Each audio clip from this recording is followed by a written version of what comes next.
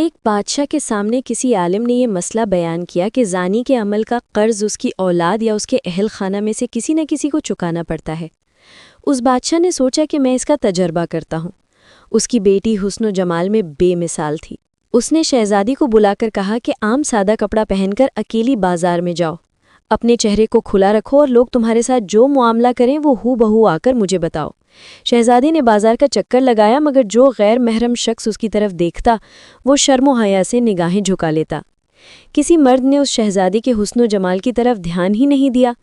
سارے شہر کا چکر لگا کر جب شہزادی اپنے محل میں داخل ہونے لگی تو راہداری میں کسی ملازم نے محل کی خادمہ سمجھ کر روکا اور نازیبا حرکت کی اور بھاگ گیا۔ شہزادی نے بادشاہ کو سارا قصہ سنایا تو بادشاہ رو پڑا اور کہنے لگا کہ میں نے ساری زندگی غیر محرم عورتوں سے اپنی نگاہوں کی حفاظت کی ہے، البتہ ایک مرتبہ میں غلطی کر بیٹھا اور ایک غیر محرم لڑکی سے کچھ نازیبا حرکت کر بیٹھا۔ میرے ساتھ بھی وہی کچھ ہوا جو میں نے اپنے ہاتھوں سے کیا تھا۔